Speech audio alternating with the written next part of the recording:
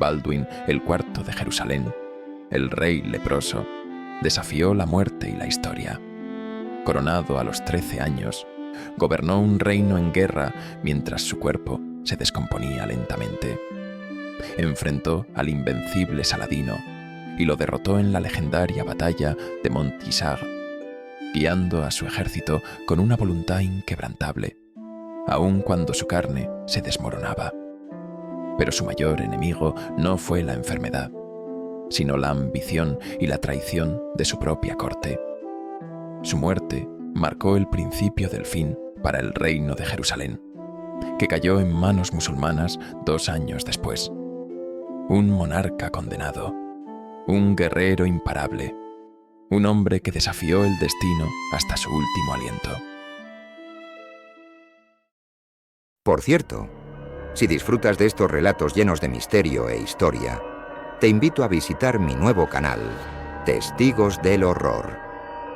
Allí nos adentraremos juntos en las leyendas más oscuras y aterradoras, esas que permanecen ocultas en las sombras, esperando a ser reveladas solo a quienes se atrevan a escucharlas.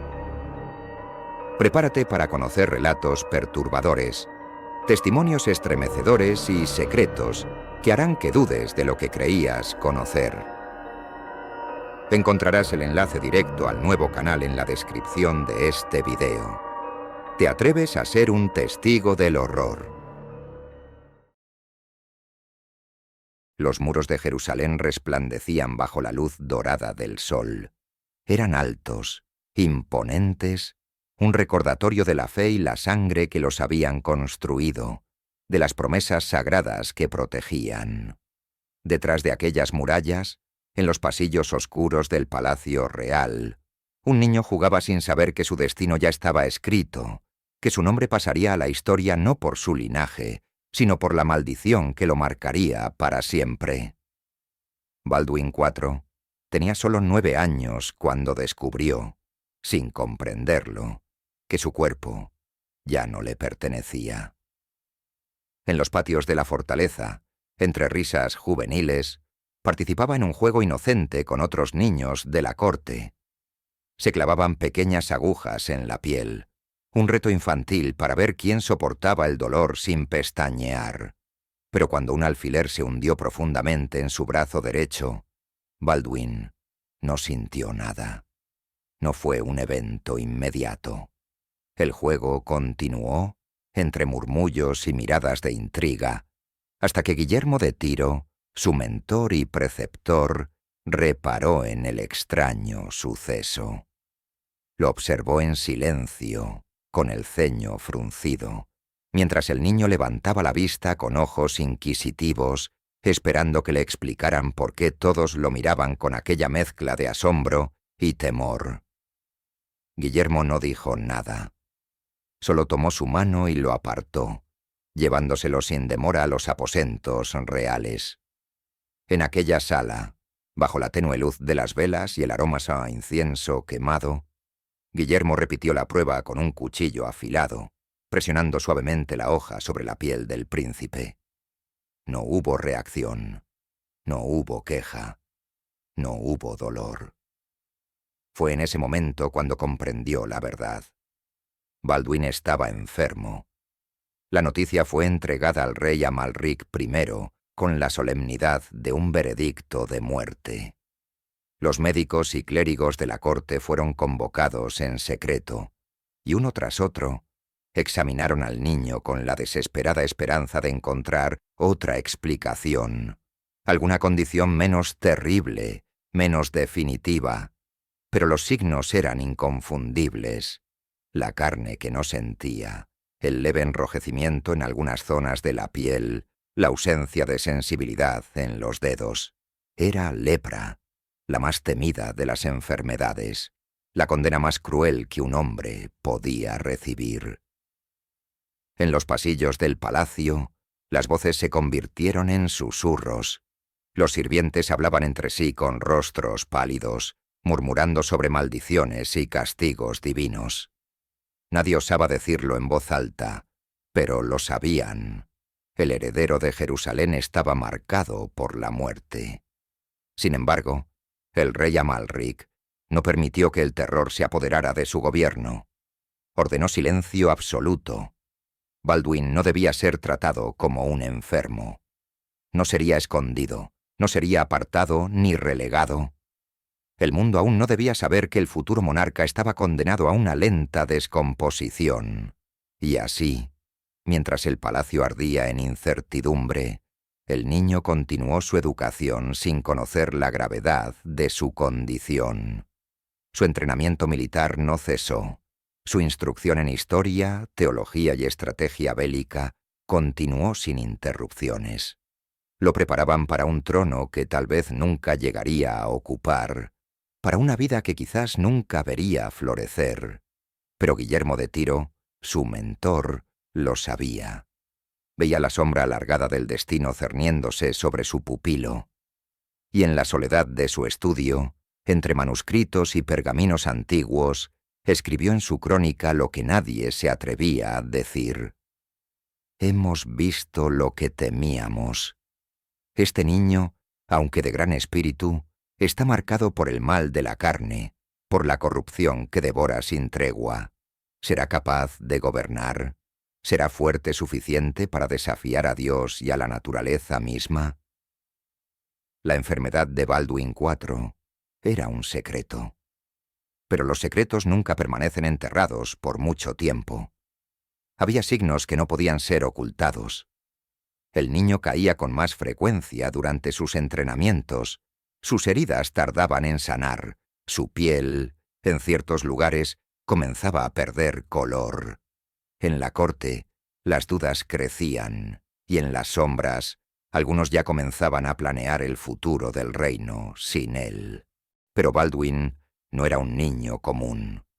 Aunque su carne estaba sentenciada, su espíritu era inquebrantable. A medida que crecía, sus ojos adquirieron la dureza del acero, la mirada de un monarca que no aceptaba la compasión ni la lástima. Si su destino era desmoronarse lentamente, lo haría de pie, con una espada en la mano, con la corona sobre su frente. Fue en esos años de incertidumbre cuando aprendió una verdad que marcaría su reinado. El miedo era un enemigo más poderoso que cualquier ejército, y si permitía que su enfermedad lo definiera, su reino caería antes que su cuerpo. Con cada entrenamiento, con cada clase de estrategia, con cada lección de diplomacia, Baldwin IV se preparaba para el trono, no como un rey débil y moribundo, sino como un guerrero que desafiaría a Dios y a la muerte misma. Y cuando el momento llegara, los enemigos de Jerusalén no verían a un niño leproso, verían a un rey dispuesto a morir con una espada en la mano y su voluntad intacta. Pero el tiempo avanzaba, inexorable, y la lepra no conocía treguas. Mientras Jerusalén se alzaba en su esplendor, la enfermedad avanzaba lenta y silenciosa, corroyendo la carne de su futuro monarca. El niño que no sentía dolor estaba destinado a gobernar. Pero ¿por cuánto tiempo podría desafiar la sentencia de su propia carne? El destino de Baldwin IV estaba marcado, pero la batalla por su reinado apenas comenzaba. Pronto la muerte lo acecharía desde dos frentes, la carne y la guerra. El día de la muerte del rey Amalric I, el destino del reino de Jerusalén quedó suspendido en el filo de la incertidumbre. En los salones oscuros del palacio, la noticia corrió como un incendio, propagándose entre nobles y clérigos, entre soldados y cortesanos, hasta que llegó a los oídos de aquel que ahora debía ocupar el trono. Baldwin IV, con solo 13 años, fue declarado monarca de una ciudad santa sitiada por el peligro y la traición. Las campanas resonaron en toda Jerusalén cuando el cuerpo de su padre fue llevado a su descanso final. Desde las murallas, el pueblo miraba en silencio la solemne procesión, sabiendo que aquel día marcaba el comienzo de una nueva era. Pero entre los murmullos de luto se alzaban preguntas envenenadas por la duda y el miedo. ¿Podría un niño enfermo proteger el reino? ¿Podría un monarca marcado por la lepra enfrentarse a los ejércitos de Saladino? El aire del funeral estaba cargado de incienso y conspiraciones. Los nobles se agrupaban en pequeños círculos, susurrando estrategias, debatiendo cuál sería el siguiente movimiento. Algunos querían un regente fuerte que gobernara en nombre del joven rey. Otros veían la oportunidad de expandir su propio poder. Pero había algo que todos compartían: la certeza de que Baldwin no viviría lo suficiente para mantener el trono. Sin embargo, el muchacho que se arrodilló ante el altar no era un niño que temblara ante su destino. Vestía de negro, con una capa bordada en hilos dorados que arrastraba sobre el mármol del templo. Su rostro, aún juvenil, estaba marcado por la enfermedad, pero su mirada contenía la frialdad de un gobernante que entendía lo que significaba llevar la corona. No temía a la muerte, no temía al juicio de los hombres, solo temía fallarle a su reino. Cuando los sacerdotes terminaron las oraciones, Baldwin se puso de pie y enfrentó al consejo de nobles. Su voz, aunque aún delgada por la juventud, resonó con autoridad. No aceptaría un regente, no gobernaría desde las sombras. Jerusalén no necesitaba un monarca enfermo en un lecho de muerte. Necesitaba un líder que estuviera dispuesto a morir por ella. Los hombres que antes murmuraban en los rincones enmudecieron. No esperaban una voluntad tan férrea en un niño cuya carne se pudría lentamente. Pero Baldwin ya no era solo un heredero, era un rey. La amenaza de Saladino no tardó en manifestarse. El sultán de Egipto y Siria, un genio de la guerra y la política, había estado observando a Jerusalén con la paciencia de un halcón. Sabía que la enfermedad de Baldwin lo haría débil, que la nobleza cruzada estaba dividida, que el tiempo estaba de su lado. Todo indicaba que el reino de Jerusalén caería como un fruto maduro. Baldwin lo sabía. Cada noche, al mirar desde la fortaleza de Jerusalén hacia los horizontes del desierto, veía más que dunas y estrellas. Veía la sombra de un enemigo que se acercaba sin descanso.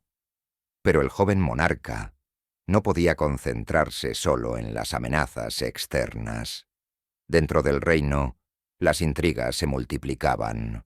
Los varones más poderosos ya conspiraban en su contra, algunos con la esperanza de tomar el trono, otros con la intención de debilitar su mandato lo suficiente para convertirlo en una marioneta.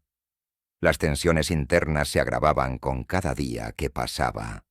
Su madre, Agnès de Courtenay, intentaba recuperar influencia en la corte. Su hermana Sibila, pieza clave para asegurar la sucesión, estaba atrapada en un juego político que ella misma aún no comprendía. Mientras tanto, el Consejo de los Varones se reunía en secreto, debatiendo si el reino debía buscar la protección de Europa o prepararse para una guerra inmediata contra Saladino. Pero Baldwin no perdió el tiempo con dudas ni indecisiones. A pesar del dolor que comenzaba a debilitar su cuerpo, intensificó su entrenamiento militar. Con la ayuda de caballeros templarios y hospitalarios, aprendió a liderar no solo con la espada, sino con la mente. Sabía que su fuerza física se desvanecería pronto, pero su inteligencia debía volverse su arma más letal. Jerusalén estaba rodeada de enemigos, pero si los hombres de su reino creían que un niño leproso se rendiría sin luchar, pronto descubrirían lo contrario. El primer desafío real de su reinado llegó sin aviso. Los mensajeros trajeron noticias inquietantes. Saladino estaba movilizando sus tropas hacia el sur con la intención de atacar la fortaleza de Kerak y probar la resistencia del joven rey. Era una prueba de fuego. Si Baldwin no respondía, Jerusalén quedaría expuesta y los nobles perderían la confianza en su liderazgo. Pero si caía en la trampa de Saladino, podría significar la ruina del reino. Los consejeros le suplicaron que no marchara al campo de batalla, que dejara la guerra en manos de los generales, que se protegiera en los muros de la ciudad santa. Pero Baldwin no podía permitirse ser un rey ausente. Sabía que el respeto de sus soldados y de su pueblo no se ganaba en los salones del palacio, sino en la línea de combate. Así que, montado en su caballo blanco, con la armadura cubriendo su cuerpo ya debilitado, el rey partió al sur para enfrentar a Saladino por primera vez. El desierto fue testigo de la primera gran marcha de Baldwin el IV. El sol abrasador caía sobre el ejército cruzado mientras avanzaban por el terreno árido, con sus estandartes ondeando contra el viento. Su mano temblaba al sostener las riendas, no por miedo, sino por la enfermedad que comenzaba a devorar sus nervios. Pero nadie en su ejército lo vio flaquear, porque cuando Baldwin el IV miraba hacia el horizonte, no veía un enemigo imposible. Veía una guerra que debía ganar, a cualquier costo. Cuando finalmente llegaron a Kerak, Saladino ya estaba allí, observando desde las colinas como un lobo que acecha a su presa. El joven rey leproso no debía ser un problema para él. Pero esa noche, en su tienda de campaña, Baldwin el IV observó los mapas con mirada de acero. Porque el mundo aún no lo sabía, pero el monarca enfermo de Jerusalén estaba a punto de demostrar que la lepra no lo haría débil. La guerra apenas comenzaba. El enfrentamiento con Saladino será inevitable. Baldwin el IV se ha convertido en un rey que desafía su destino, pero la enfermedad avanza y sus enemigos lo acechan desde dentro y fuera de Jerusalén. El calor del desierto aplastaba el aire, sofocante y pesado, mientras los estandartes de Saladino avanzaban con el ritmo pausado de la certeza. La luna creciente de los ayubíes se reflejaba en miles de espadas y lanzas, mientras el sultán egipcio y su ejército, más de 26.000 hombres, atravesaban la Tierra Santa con un solo objetivo: aplastar al reino de Jerusalén y borrar su frágil existencia. Baldwin el IV sabía que el enemigo se acercaba. Desde la torre más alta de su palacio, miraba hacia el sur, donde los mensajeros llegaban con noticias cada vez más sombrías. Saladino había tomado Gaza sin esfuerzo, y ahora su inmensa marea de guerreros avanzaba sin resistencia. Su destino final estaba claro: Jerusalén. Los nobles de la corte cruzada vacilaron. Algunos querían negociar, otros sugerían fortificarse en la ciudad y resistir un asedio. Pero Baldwin, con 16 años, y la lepra devorando su carne, no tenía intención de esperar la muerte tras los muros. Salió al encuentro de la tormenta. Con apenas 4.500 soldados a su disposición, una fracción del ejército de Saladino, Baldwin tomó la decisión más arriesgada de su reinado. Ordenó una marcha forzada hacia la llanura de Montgisard, con la esperanza de interceptar al enemigo en el momento justo. Era una apuesta suicida. Un niño leproso, apenas capaz de sostener su espada, liderando un ejército minúsculo contra el mayor comandante de su tiempo. Para cualquier observador, la batalla estaba decidida antes de comenzar. Pero Baldwin IV tenía algo que Saladino no tenía: la convicción de un hombre que no temía morir. El ejército cruzado marchó con urgencia, cruzando colinas y ríos secos sin descanso. Las armaduras se volvían pesadas, el polvo se adhería a la piel y el calor del sol descomponía la carne de los caídos. Baldwin cabalgaba al frente, su túnica blanca ondeando al viento, su rostro cubierto en parte por un velo de seda para ocultar las marcas que la lepra comenzaba a dejar. Pero el deterioro de su cuerpo no era un secreto. Los soldados veían su piel pálida, sus manos envueltas en vendas, la rigidez con la que se movía, y aún así Ninguno cuestionó su autoridad, porque en sus ojos, aquellos ojos de acero azul, no había miedo. Había la mirada de un rey dispuesto a morir de pie. La estrategia de Baldwin fue simple, pero arriesgada.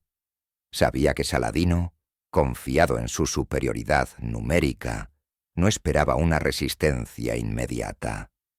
Si los cruzados podían atacar en el momento preciso, cuando el enemigo estuviera fatigado por la larga marcha, tal vez, solo tal vez, podrían inclinar la balanza del destino. Los caballeros templarios y hospitalarios, la élite de los guerreros cruzados, afilaron sus espadas en silencio. La sangre estaba por derramarse. Cuando el ejército de Saladino llegó a Montgisart, sus hombres estaban agotados. Creyendo que Jerusalén aún estaba lejos, que los cruzados seguirían ocultos en sus fortalezas, los soldados musulmanes relajaron sus filas, desmontaron sus caballos, bebieron agua de los riachuelos cercanos. Fue en ese instante cuando Baldwin el IV cargó con toda la furia del cielo y el infierno. La embestida fue devastadora. Desde la cima de una colina, el pequeño ejército de los cruzados descendió con la velocidad y la ferocidad de una tempestad. Los caballeros templarios, envueltos en sus capas blancas, rompieron las filas dispersas del enemigo con la brutalidad de un rayo cayendo sobre la tierra seca. El polvo del combate se alzó como una cortina de muerte. Los gritos de los soldados se mezclaban con el entrechocar de espadas, el crujir de huesos, el silbido de las flechas que cortaban el aire.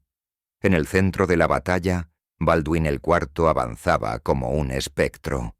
Aunque su cuerpo le fallaba, cabalgaba con el frenesí de un hombre que luchaba contra el tiempo. Su estandarte dorado ondeaba sobre la carnicería, y cada cruzado que lo veía se llenaba de una furia sagrada, convencido de que su rey estaba tocado por la mano de Dios. Saladino, atrapado en la vorágine del desastre, se dio cuenta demasiado tarde de que había cometido un error fatal. Su ejército, sorprendido, se desmoronaba. Los soldados musulmanes, desorganizados y en pánico, comenzaron a huir. Y entonces ocurrió lo impensable. Saladino, el gran conquistador, huyó del campo de batalla. Montado en su caballo, rodeado por un pequeño grupo de su guardia personal, el sultán abandonó a sus hombres y escapó hacia Egipto, dejando atrás a miles de soldados muertos, heridos o capturados. La victoria de Baldwin el IV fue absoluta. Los cruzados habían destruido el ejército más poderoso que el reino jamás había enfrentado. Y sin embargo, cuando la batalla terminó y la sangre de los enemigos se secó en la arena, el joven rey cayó de su caballo. Su cuerpo, empapado en sudor y polvo, se desplomó sobre la tierra caliente. Su piel ardía con fiebre, sus manos temblaban incontrolablemente. El esfuerzo de la batalla había sido demasiado, pero en su rostro, mientras lo alzaban y lo llevaban de vuelta a Jerusalén, había algo más que agotamiento. Había orgullo, porque ese día Baldwin el IV había desafiado el destino. El regreso a Jerusalén fue triunfal. El pueblo salió a las calles para recibir al rey que había derrotado a Saladino. Las campanas resonaron en la ciudad santa, y los nobles, que alguna vez dudaron de él, se inclinaron con respeto ante el monarca leproso.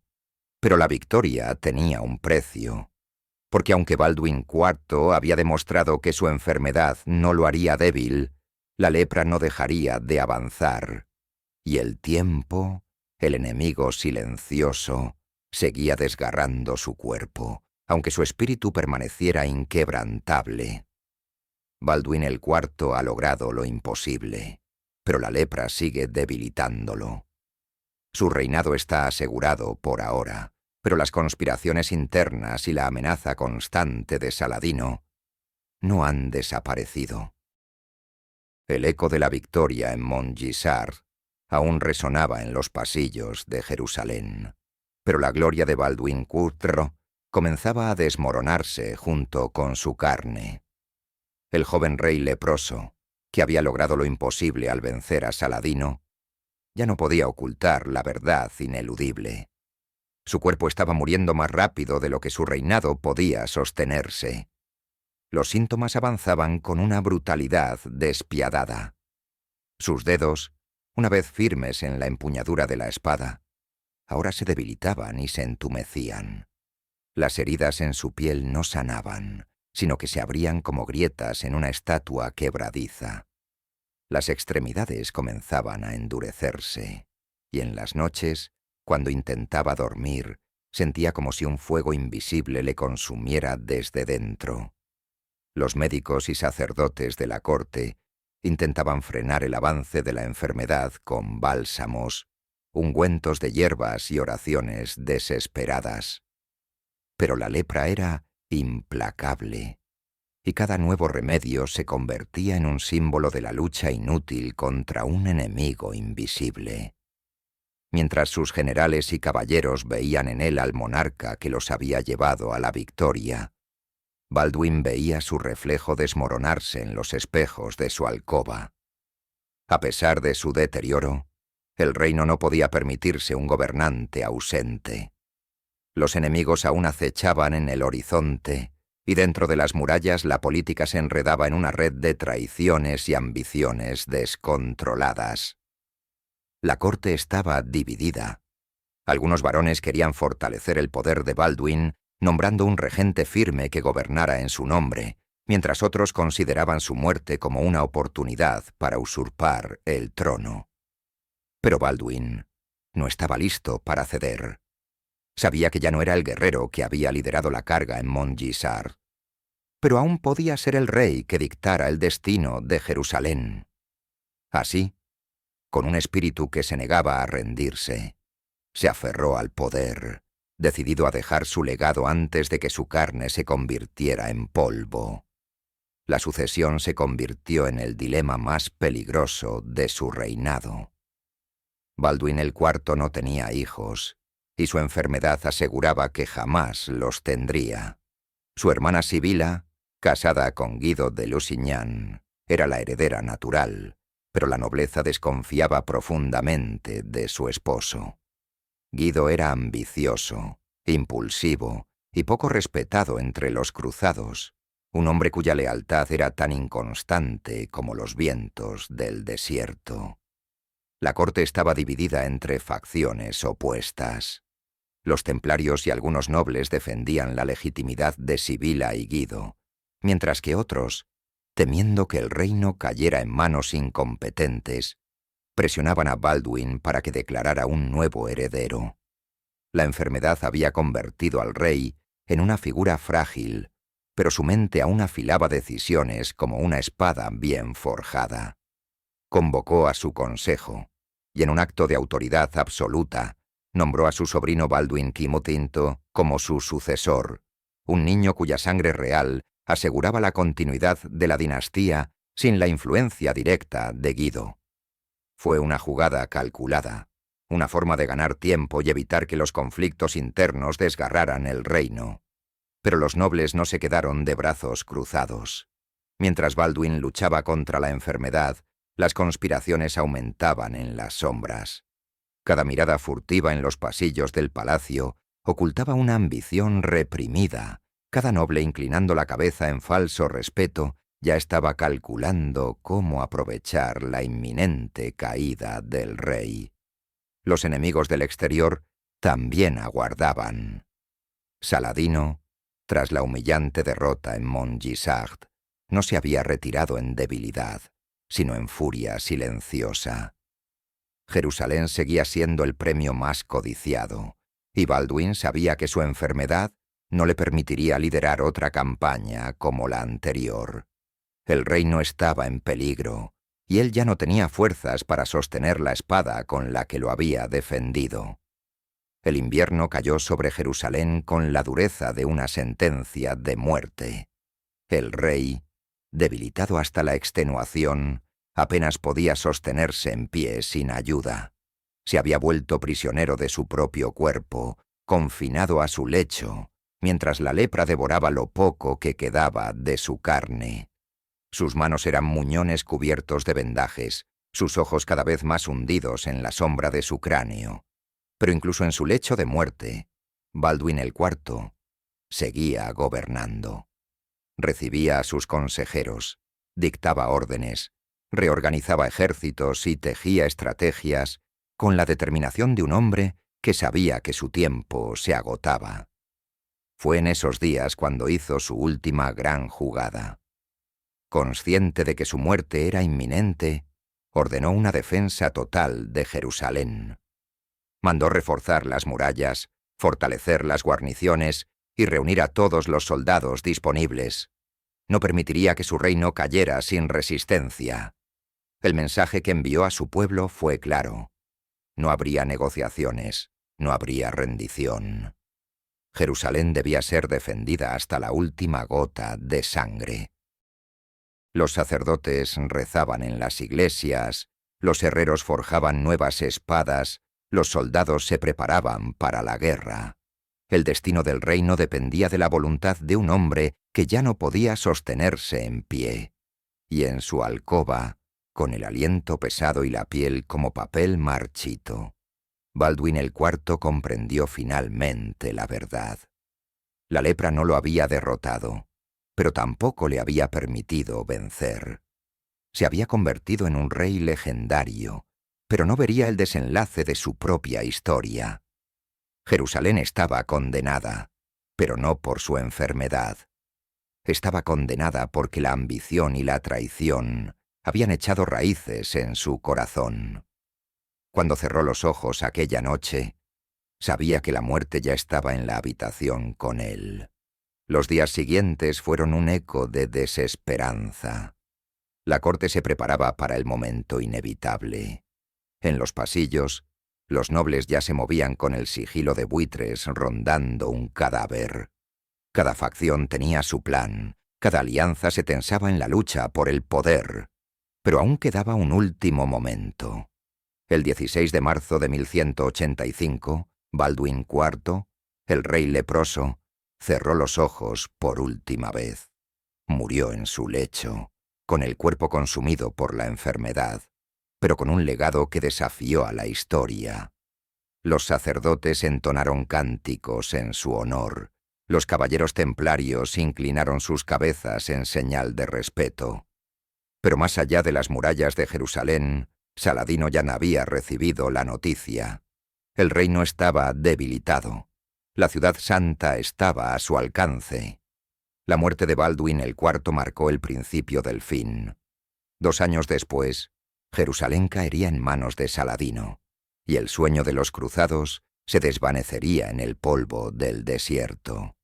Pero aunque su reino cayó, el nombre de Baldwin IV nunca fue olvidado, porque en su carne podrida había habitado la voluntad de un rey que desafió el destino hasta su último aliento. Baldwin IV ha muerto, pero el destino de Jerusalén sigue pendiendo de un hilo. Las intrigas y la guerra no han terminado, y la ciudad santa está condenada a caer. Las campanas de la iglesia del Santo Sepulcro sonaron con un tono hueco y fúnebre, extendiendo su lamento sobre la ciudad santa. Los monjes entonaban oraciones en latín, mientras la brisa del desierto arrastraba el polvo entre las piedras doradas de Jerusalén. En la gran sala del palacio, rodeado por velas que proyectaban sombras sobre los muros de piedra, yacía el cuerpo de Baldwin IV. El rey leproso había muerto. La enfermedad, que lo había consumido como un fuego lento durante años, finalmente se lo había llevado. Su rostro estaba cubierto con un velo de seda blanca, pero incluso en la muerte, su piel mostraba la marca de la condena. Los dedos deformados, las llagas cubiertas con vendas, la carne podrida bajo la túnica real. Los nobles se congregaron a su alrededor, pero no fue el luto lo que llenó el aire del palacio. fue la ambición. La muerte de Baldwin IV no solo significaba el fin de su reinado, sino también la apertura de un vacío de poder que muchos estaban dispuestos a llenar.